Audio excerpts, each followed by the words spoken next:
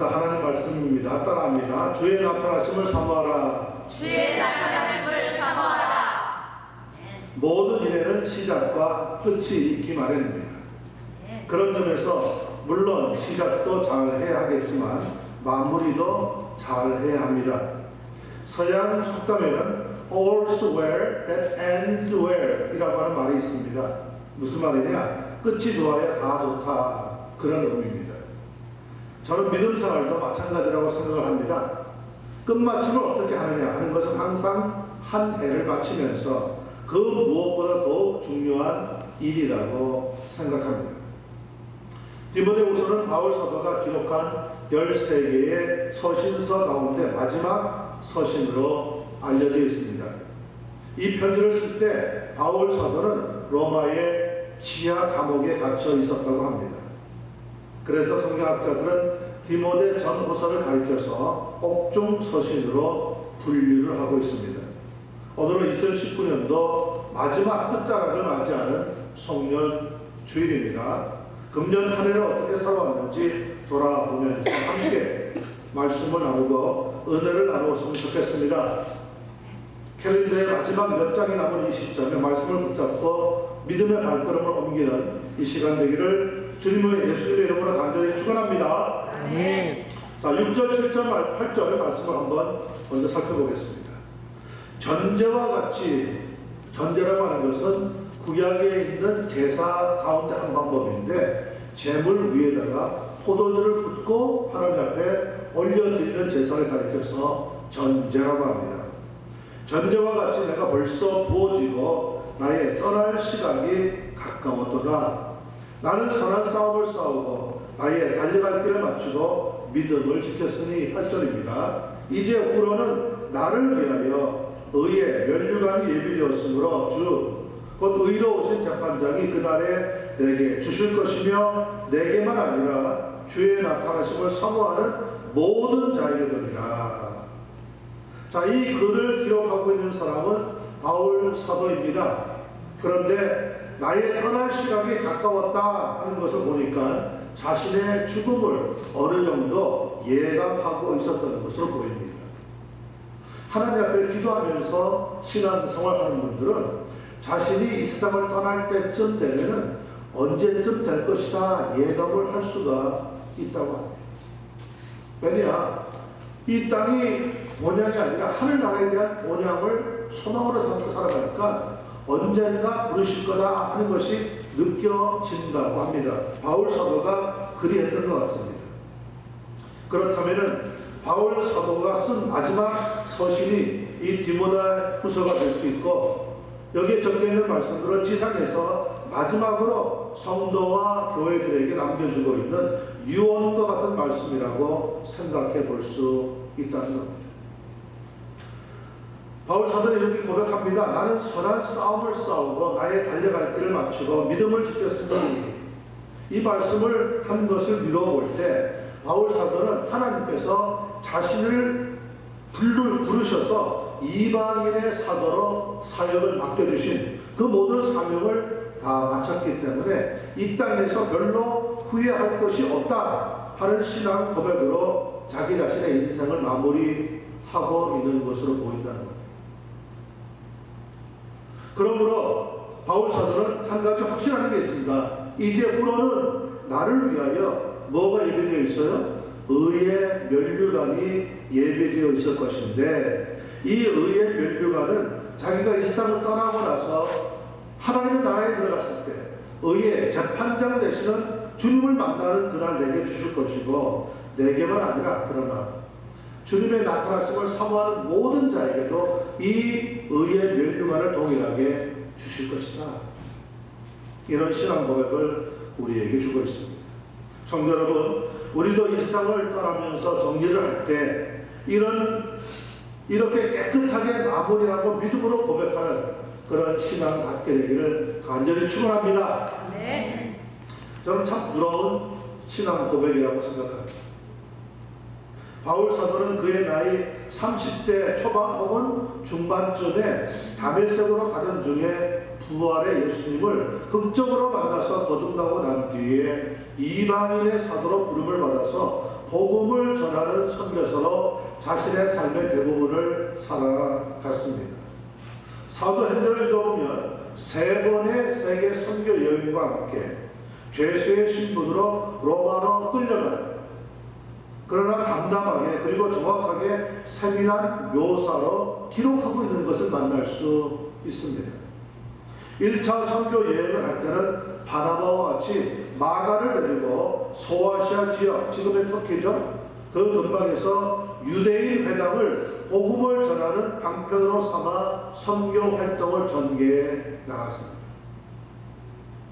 2차 선교 여행을 떠날 때는 신라, 디모데, 누가 그리고 디도와 함께 소아시아를 벗어나서 이번에는 바다인 지중해를 건너서 유럽 대륙으로 들어가서 그리스도 지방에다가 복음을 전도하고 교회를 세우고 다시 돌아오게 됩니다. 이렇게 1차, 2차 세계 여행을, 선교 여행을 하는 동안에는 자신이 섬겼던 모교회, 안디옥 교회를 중심으로 해서 사역을 펼쳐 나갔습니다. 그리고 3차 여행이 시작이 되는데 그동안 개척해 놓았던 선교지에 있는 여러 교회들을 둘러보고 방문하면서 그들을 돌아본 다음에 다시 유럽 대륙으로 건너가서 복음을 전하며 사역하는데 로마서 15장 19절에 보면 이런 글을 적어놓고 있습니다. 성령의 능력으로 내가 예루살렘으로부터 두루 향하여 복음을 전하면서 계속해서 전진해 나갔다는 거죠. 일루리곤까지 그리스도의 복음을 편만하게 전하였다. 그러니까 유럽 여러 지방에 복음을 전하여서 이제 내 힘으로는 더 이상 전할 곳이 없을 만큼 복음을 증거하는 사역을 마치게 되었다. 이렇게 고백하고 있습니다. 그리고는 3차 선교 여행을 끝내고 예루살렘으로 돌아옵니다.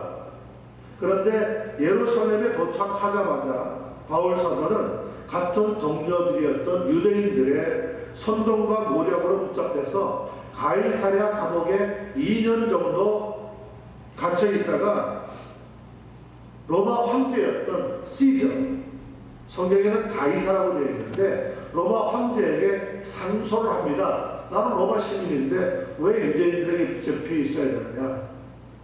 그렇게 해서 가이사랴 감옥에서 풀려나서 죄수 아닌 죄수의 신분으로 배를 타고 다시 지중해를 건너서 당시 세계의 중심지로 알려져 있던 로마를 향해서 들어가게 됩니다. 로마에 들어가서는 가택연금, 가택구금, 집을 하나 정해주는데 거기에 갇혀서 나올 수가 없는 정말 창설 없는 감옥의 생활을 2년 반 정도 보내게 됩니다. 그것이 사도행전 마지막에 끝나는 부분의 기록입니다. 그 뒤에는 교회의 전성을 따라서 살펴보아야 하는데 교회의 전성에 따를 것 같으면 종교적인 문제로 로마 황제에게 상소했을 때는 로마 황제는 그런 걸 다루지 않기 때문에 무혐의가 되어서 자유로운 몸으로 풀려날 수가 있었다고 합니다. 그래서 로마 감옥에서 풀려나서 복음을 열심히 전하다가 다시 로마 황제였던 네로 황제의 시대에 기독교의 박해가 일어나면서 바울 사도가 다시 붙잡혀서 이번에는 자택 어떤 집에 갇혀서 못 나오는 것이 아니라 지하 감옥에 집어넣어서 거기에서 형을 기다리게 만들게 되어집니다. 지금 우리가 대하고 있는 이 디모데후서는 바울 사도가 이렇게 두 번째 붙잡혀서 로마의 지하 감옥에 갇혀 있을 때 기록했던 서신입니다. 지난 30여 년 동안 선교사로 활동하면서 이제 나이도 60대 후반으로 접어들었고요. 건강도 좋지 못했고 육체도 많이 연약해져서 병을 가지고 있었습니다. 고린도후서 11장 23절부터 23절을 보면 30여 년 동안 선교사로 활동할 때 얼마나 많은 고초를 겪었는지 그는 이렇게 기록해놓고 있습니다.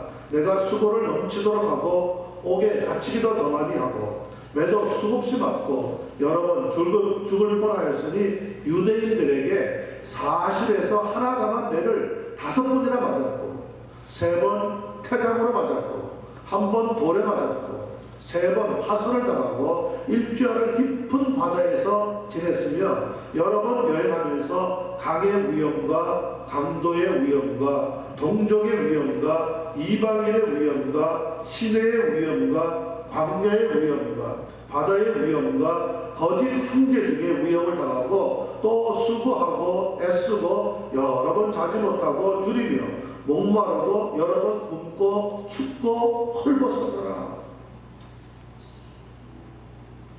왜 그렇게 삶을 어렵게 구차하게 살아갔습니까? 복음을 위하여. 바울 사도는 그의 과거나 배경을 살펴보면 그렇게 살지 않아도 좋을 넉넉한 가정을 가지고 있었습니다. 지금으로 이야기하자면 로마 식민지긴 했지만 예루살렘의 공회원, 미국 같으면 의회죠. 국회의원이 되어서 넉넉하게 샐러리도 받고 살아갈 수가 있었습니다. 그런데 그 모든 걸 마다하고 30년 동안 정말 고초를 무지하게 겪으면서도 복음을 전하는 삶을 살다가 이제 로마의 지하 감옥에 갇혀서 자기가 떠날, 이 세상을 떠날 시간을 예감하면서 이 편지를 지금 쓰고 있었다는 거죠. 결국 재판을 거쳐서 처형을 당하게 되는데 바울 사도는 태어나면서부터 로마 시민권자였기 때문에 다른 기타 백성들처럼 십자가형을 받지 아니하고 대신 덕기로 위에서부터 내려쳐서 처형을 하는 참수형을 받아서 AD 67년경에 순교를 당하게 되었습니다. 우리가 대하고 있는 디모데후서가 AD 65년에 기록되었다고 하니까 2년 후에 그는 이 세상을 떠나게 되었다는 거죠. 그러니까 자기가 지금 세상을 떠날 날이 얼마 남지 않았다는 것을 거의 어렴풋이지만 거의 정확하게 알고 있었다는 것을 보게 됩니다. 자, 6절과 7절 말씀을 다시 보세요. 전제와 같이 바울 사도가 고백합니다. 내가 벌써 부어지고 나의 떠날 시각이 가까웠도다. 세상에서 떠날 시간이 나왔다는 거예요. 나는 선한 싸움을 싸우고 그런데 나의 달려갈 길을 마치고 믿음을 지켜보라. 나는 더 살기를 원한다. 나는 아직 죽고 싶지 않다 하면서 구걸하는 그런 인생이 아니라 그것이 자기의 삶의 마무리가 아니라 하나님의 사람으로서 자기의 인생을 아주 깨끗하게 그리고 아름답게 마무리하고 있는 모습을 볼 수가 있다는 겁니다. 제가 존경하는 마틴 로이드 존스 목사님은 이 부분을 보면서 이렇게 감탄하고 기록을 남겨놓았습니다. 기독교의 위대한 점은 복음이 실제로 커다란 능력이 됨을 보여주므로 복음을 힘입어 바울 사도가 되었던 것처럼 오늘의 우리도 그렇게 될 수 있게 한다는 데 있습니다. 복음은 인생을 바라볼 뿐만 아니라 죽음과 영생을 바라보며 승리하게 만드는 능력이 있습니다. 바울을 가리켜 하나님을 경외하는 사람이라고 하는 말보다 더 잘 설명할 수 있는 말은 아마 없을 겁니다. 죽음을 눈앞에 두고도 뭐라고 얘기합니까? 나는 선한 싸움을 싸우고 나의 달려갈 길을 다 달리고 뭘 지켰어요? 믿음을 지켰더라. 믿음이 얼마나 중요했으면 자신의 삶을 걸고 하나님 앞에 걸어나왔다는 거예요. 저는 우리 사랑하는 성도님 모두가 다 인생을 마치기 전에 이런 믿음의 아름다운 마무리를 감당할 수 있는 한 분 한 분 되기를 간절히 소원합니다. 한 여인이 추운 어느 겨울 아침에 눈 덮인 언덕길을 향해서 걸어 올라가고 있었습니다. 자신이 버려졌던 아이라는 것을 알고 나서 특별히 어머니에 대한 분노와 증오로 치를 떨다가 자살하려고 독한 마음을 먹고 그 언덕을 올라가고 있었습니다. 제법 높은 언덕 위에 올라와서 아래를 내려다보는 이 여인은 그러나 머리를 약간 흔들면서 생각을 바꾸게 되었습니다. 뒤를 돌아보니까 자신은 똑바로 올라왔다고 생각을 했는데 자신이 남긴 발자국은 이리 삐뚤 저리 삐뚤 헝클어져 있는 것을 발견을 한 거죠. 그 순간에 인간은 완전하지 못하고 인간에게 누구에게나 한계가 있다는 것을 그 삐뚤어진 발자국을 보면서 이 여인은 깨닫게 되어지고 내려가서 자기 어머니를 만나서 용서하리라 그런 생각을 가지고 다시 내려와서 하나님을 믿게 되었는데 그 나머지 인생은 정말 아름다운 삶을 살아갔다고 합니다. 그 유명한 빈점이라고 하는 책에 나오고 있는 이야기 가운데 하나. 여러분 보세요. 우리의 인생을 살아오는 동안 다 누구나 이리 삐뚤 저리 삐뚤 하는 굴곡이는 삶이 다 있다는 거예요. 왜? 인간은 완벽하지 않기 때문에. 그런데 그런 인간의 실수를 볼 때 나라고 하는 사람은 괜히 분노가 생기고 세상이 썩었느니 틀렸느니 잘못됐느니 이런 원망을 하는 기질이 있다는 거죠, 우리에게. 그런데 하나님 은혜를 주시니까 삐뚤어진 발자국을 보면서도 인간은 본질적으로 문제가 있다. 내가 버림받게 된 것도 그런 본질적인 문제의 결과이지 라면서 용서하는 마음이 생기고 자신의 인생을 자살하는 것으로 극단적으로 마치는 것이 아니라 믿음을 얻고 아름다운 마무리를 하는 인생을 마치게 되었다는 거예요. 여러분, 인생을 시작하는 것도 중요합니다. 그러나 마무리하는 게 얼마나 중요한지 몰라요. 바울 사도는 죽음을 앞에 두고 자신의 인생을 믿음으로 마무리합니다. 뭐라고 얘기합니까? 내가 선한 싸움을 싸우고 내가 달려갈 길을 다 달리고 멈추지 않았어요. 그리고 나의 믿음을 지켰습니다.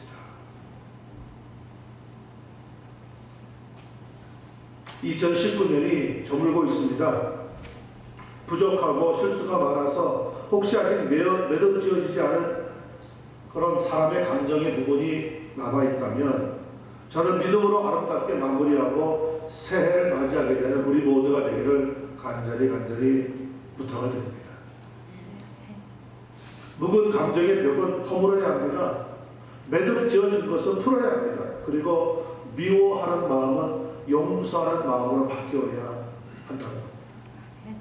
그런 충만한 은혜를 얻게 되시는 여러분과 제가 되어서 우리도 믿음의 선한 싸움을 싸우고 믿음의 달려갈 길을 다 달리고 우리의 믿음을 지킬 수 있는 그런 복된 인생이 되어지기를 예수님의 이름으로 간절히 축원합니다. 두 번째 9절부터 12절 말씀을 보겠습니다. 9절입니다. 너는 어서 속히 내게로 오라. 대만은 이 세상을 살아가야 나를 버리고 데살로니가로 갔고 그레세게는 갈라디아로 디도는 달마디아로 갔고 누가만 나와 함께 있느니라. 네가 올 때 마가를 데리고 오라. 그가 나의 일에 유익하니라. 12절입니다. 두기고는 에베소로 보내었노라. 자, 이 짧은 두 번째 부분인데요. 9절부터 12절 말씀을 보니까 바울 사도와 관계를 맺고 있었던 7사람의 이름이 나오고 있습니다. 그들은 그들의 인생의 마무리를 어떻게 하였는지 잠깐 살펴보면서 은혜를 생각하려고 합니다. 첫 번째 보니까 너는 속히 내게 오라 할 때 그 너라고 하는 사람은 디모데를 가르칩니다. 그러니까 디모데, 두 번째는 데마, 세 번째는 그레스게, 네 번째는 디도, 다섯 번째는 누가, 여섯 번째는 마가, 그리고 마지막 7번째 두기고라고 하는 사람이 적혀져 있습니다. 첫 번째 디모데입니다. 디모데에게 바울 사도는 오늘 9절에 보니까 너는 어서 속히 내게 오라고 말하고 있습니다. 우리가 다 읽지는 않았지만 21절에 보면 너는 겨울 전에 어서 오라고 부탁하고 있습니다. 어서 속히 내게로 오라고 할 정도로 바울 사도와 디모데는 믿음으로 아주 가까운 그런 관계를 형성하고 있었다는 것을 살펴볼 수가 있습니다. 디모데는 사실 바울에게 있어서 아들이었고 동력자였고 친구였습니다. 지금도 로마 근교에 가면 바울 사도의 무덤이 있는데 그 무덤 위에 바울 사도가 먼저 세상을 떠났으니까 그 무덤 밑에 묻히고 똑같은 자리인데 그 면적 위에는 디모데의 무덤이 같이 자리 잡고 있다고 합니다. 살아서도 아버지와 아들과 같은 믿음의 관계를 유지하는 이 두 사람은 죽어서도 한 자리에 같이 묻혀 있습니다. 그만큼 바울 사도에게 있어서 디모데는 꼭 필요한 존재였습니다. 꼭 사랑하는 그러한 관계를 가지고 있었다는 것을 볼 수가 있습니다. 아마 디모데는 이 디모데 후서를 읽고 나서 속히 바울 사도에게 달려가려고 자신의 결정을 내렸을 것이 분명합니다. 두 번째 살펴보는 사람은 데마입니다. 데마라고는 일본 신약 성경에 약 3번 정도 나옵니다. 본문에 한 번 나오고요. 두 번째는 골로새서 4장 14절에 나옵니다. 이렇게 기록되어 있습니다. 사랑을 받는 의원 누가와 또 데마가 너희에게 문안하느니라. 그리고 세 번째는 빌레몬서 1장 24절에 기록되어 있습니다. 또한 나의 동력자 마가 아리스타고 그리고 데마 누가가 너희에게 문안하느니라. 이 골로새서와 빌레몬서 역시 바울 사도가 로마 감옥에 있을 때 쓴 옥중 서신입니다. 데마는 바울 사도가 처음 로마 감옥에 갇혔을 때, 그러니까 집에서 구금되어 있을 때, 갓에 구금되어 있을 때, 그때까지만 해도 디모데처럼 예수님의 교회를 충성스럽게 돌보고 섬겼던 하나님의 종이었습니다. 그런데 바울 사도가 두 번째 로마 감옥에 갇히게 되니까 태도가 돌변했습니다. 그리고는 데살로니가로 떠나버렸습니다. 자, 데마가 데살로니가로 왜 갔습니까? 간 이유가 무엇입니까? 하나님의 일을 하러 가는 것이 아니었습니다. 오늘 본문에 보니까 데마는 이 세상을 사랑하여 나를 버리고 데살로니가로 갔노라. 세상을 사랑해서 믿음을 버리고 그는 상업의 도시였던 정말 돈을 많이 벌기 위해서 데살로니가로 가버렸다는 겁니다. 주님을 섬기다가 믿음이 변질되어서 어느 날 세상으로 나간 사람이 누굽니까? 데마라고 하는 사람. 여러분, 이런 사람이 되었으면 되겠습니까? 우리 가수주님의 교회에 나오는 성도님들 가운데는 단 한 사람도 그렇게 믿음이 변질되는 사람이 없게 되기를 간절히 축원합니다. 그리고 세 번째 사람은 그레스게인데 오늘 본문에 보니까 갈라디아로 갔다 적어놨습니다. 네 번째 사람은 디도인데 그는 달마디아로 갔다고 합니다. 그리고 다섯 번째 사람은 누가입니다. 본문에 보니까 바울 사도와 함께 있었다 기록해놓고 있습니다.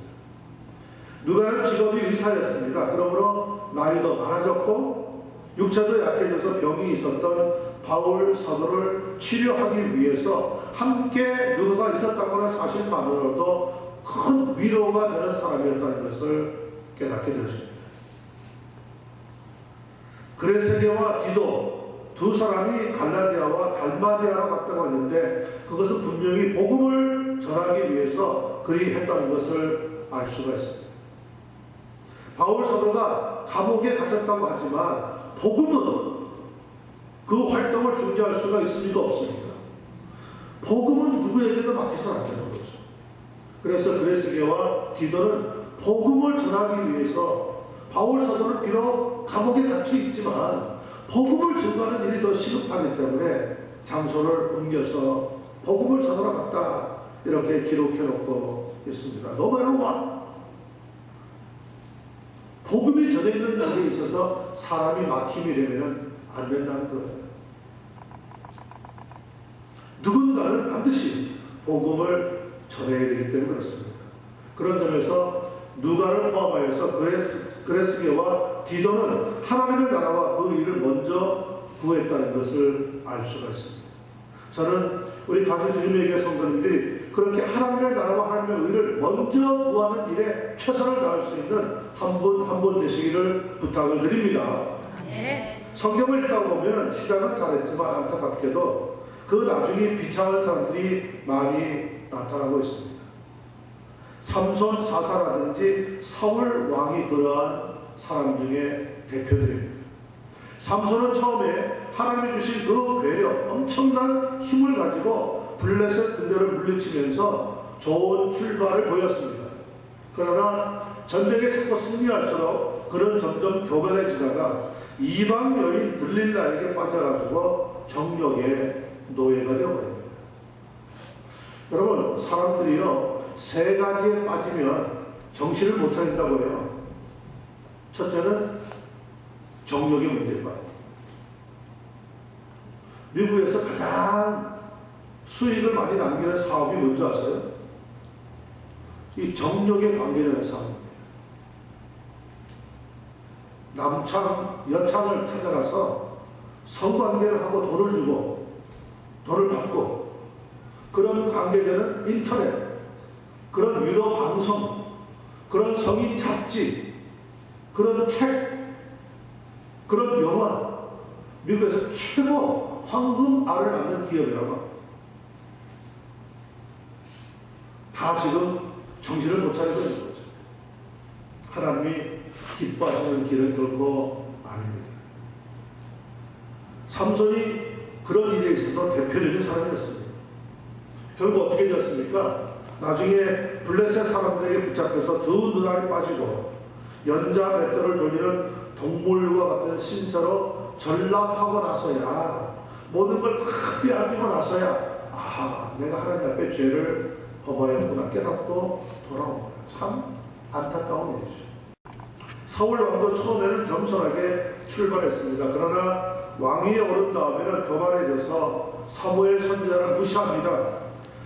자기의 사위였던 다윗이 자기보다 국민들로부터 더 큰 지지와 호응을 얻는다는 것을 알고 질투에 빠져가지고 다윗을 죽이려고 하다가 그만 전쟁터에서 적이 쏜 화살에 맞아가지고 죽고 맙니다. 비참하게 인생을 마감하게 되었습니다. 대마가 바로 그런 사람이었습니다. 처음에는 복음을 증거하는 일에 열심을 내었는데 바울 사도가 가택에 연금되어서 나오지 못하지만 갇혀 있다고는 소식을 들었을 때만 해도 그 열심을 잃어보지 않고 나갔었는데 바울 사도가 두 번째 감옥에 갇혀가지고 그것도 로마의 지하 감옥에 빠졌다는 소식을 들을 다음에는 거기에 들어가면 나올 수가 없어. 아마 체념을 했는지 모르겠지만 이제는 여기까지가 내가 할 일이 없다. 그만두자 하고 신앙을 포기하고 돈 벌기 위해서 대사로니까로 달아나고 했습니다. 비참한 최후를 맞이하게 되는 거죠.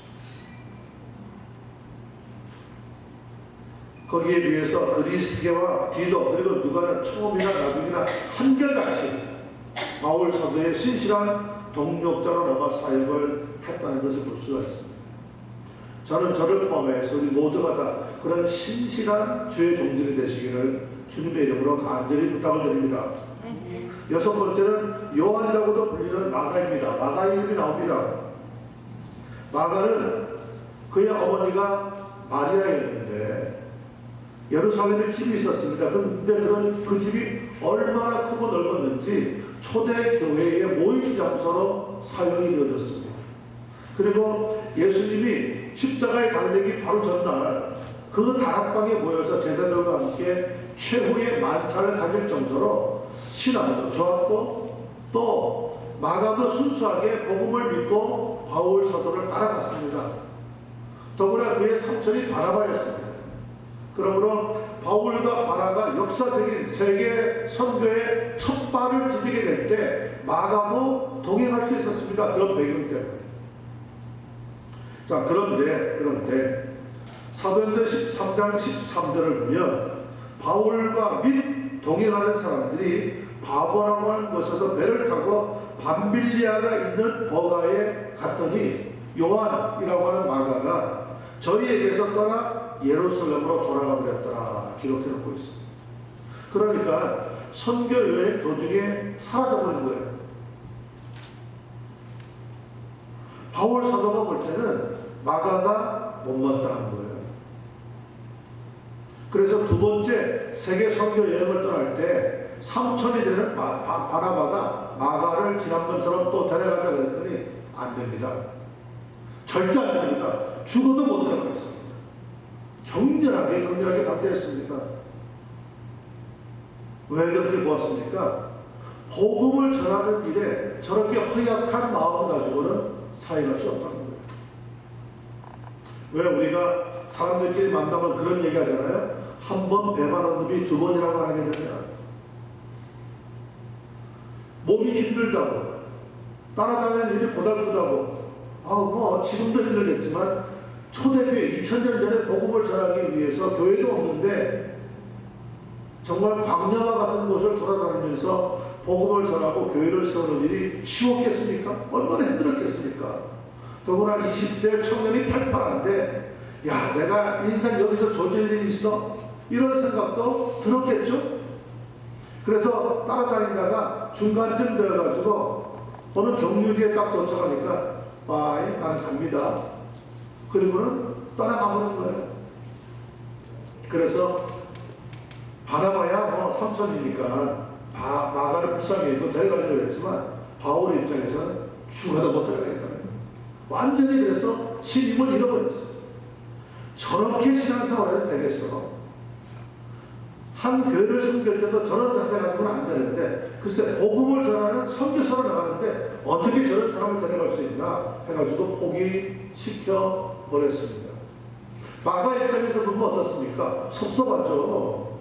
아니 처음에는 서툴러서 잘 몰라서 내가 힘들어서 그랬다고 좀 생각해주고 이번에는 마음을 단단히 먹었는데 좀 데려가주지 그 한 번의 실수를 갖다가 나를 갖다가 감싸주지 못해 저런 사람이 무슨 위대한 사도가 되겠어. 또 마가 입장에서는 그런 생각도 들지 않았겠어요.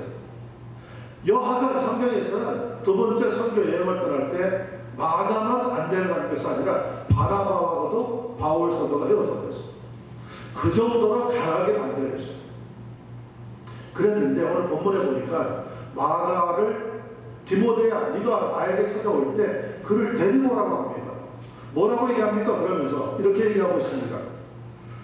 11절입니다. 네가 올 때에 마가를 데리고 오라. 그가 나의 일에 뭐 한다고요? 유익하니라. 아니 그 이전에는 절대 안 된다 그러더니 마가가 자기에게 지금은 유익한 사람이 되었다고 받아준다는 거예요. 분명히 그 중간에 무슨 일이 있었겠죠. 성경학자들은 이렇게 추측합니다. 바나바가 바울과 결별하고 나서 실망해서 풀이 죽어있는 누가를 찾아가서 너 한 번의 실수 가지고 그러지 마.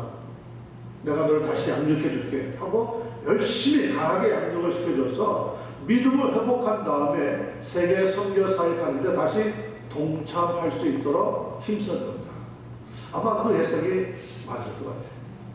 이제는 바울 사도가 보아도 마가가 하나님의 나라에 필요하다는 것을 느끼게 될 정도가 되었어요. 여러분 혹시 마가처럼 신앙생활 하다가 실패한 적이 있고 혹은 좀 뒤로 뒤처진 적이 있습니까? 실망하지 마십시오. 하나님이 새롭게 할 수 있는 힘과 용기와 지혜를 더하여 주시게 될 줄로 믿습니다. 아멘. 그리하여서 하나님의 나라에 예수님의 교회에 어떤 사람이 되게 해줍니까? 유익한 성도가 되게끔 역사해 주시게 된다는 거예요. 아멘. 그러나 누구같이는 되지 말라고요. 대마 같은 사람이 되면 안 돼요. 대마는 아예 신앙을 포기하고 돈 벌기 위해서 데살로니가로 가버렸어요. 떠나가버렸어요. 일곱 번째로 나타나는 사람이 두기고입니다. 그는 바울 사도가 보내려고 한 서신의 대부분을 대필한 중요한 인물입니다. 본문에서도 바울 사도는 그를 에베소로 보냈다고 했는데 그것은 아마 에베소서를 써서 또 다른 서신서도 써서 두기고의 손에 맡겨서 그 교회에 가서 이 편지를 읽도록 하라고 보냈기 때문에 갔을 겁니다. 두기고라고 하는 사람이 활동하지 않았다면 바울 사도의 이 중요한 서신서들이 오늘 우리에게 전달되지 못했을지도 모릅니다. 그 정도로 두기고라고 하는 성도는 아주 중요한 역할을 감당을 했습니다. 에베소서 6장 21절과 골로새서 4장 7절과 8절을 보면 두기고를 가리켜서 이렇게 얘기합니다. 그는 사랑받는 형제요 신실한 일꾼이요 함께 종된 사람이다. 참 최고의 칭찬을 해주고 있습니다. 여러분 어떻습니까? 지금 여러분 어떻게 믿음 생활하고 있습니까? 열정을 가지고 섬기고 있습니까? 아니면 열정이 식었음에도 습관적인 종교 생활로 만족하고 있습니까? 믿음이 전보다 성장하여서 성숙한 믿음 생활을 감당하고 있습니까? 아니면 여전히 덤벙대면서 미성숙한 모습으로 주변에 있는 사람들을 실망시키고 있지는 않습니다. 저는 우리 성도님들에게 다시 한번 용기를 얻으라고 부탁의 말씀을 드리고 싶습니다. 하나님께서 다시 회복시키셔서 쓰도록 역사하게 될 때 하나님의 손에 붙잡히지 않을 성도가 없다는 것을 저는 분명히 믿습니다. 아멘입니까? 아멘. 그러나 대마 같은 사람이 되면 소망이 없다.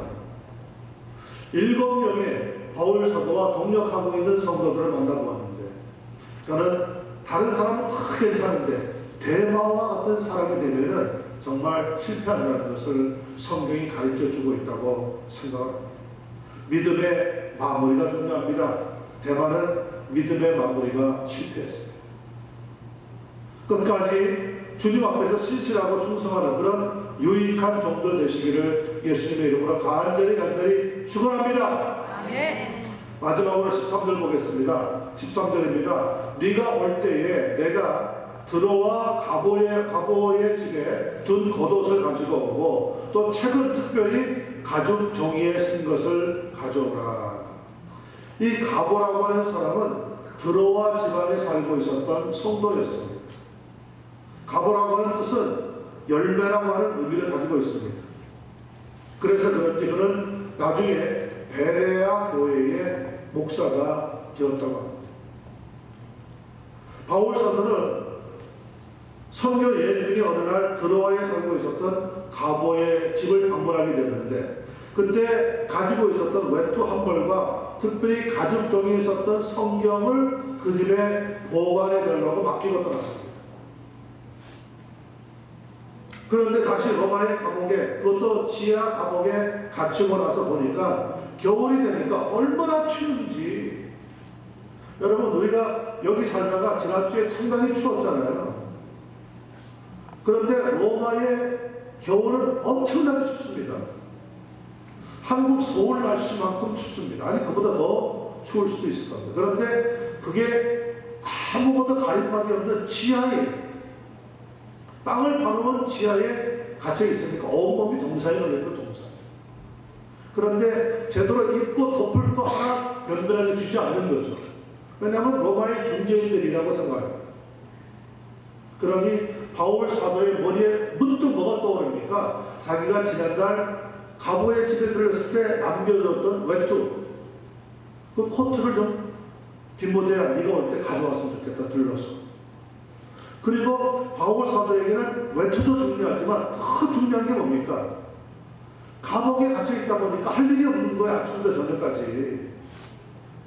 더구나 로마의 감옥은 따로따로 독방을 해놨기 때문에 전도할 수도 없는 거예요.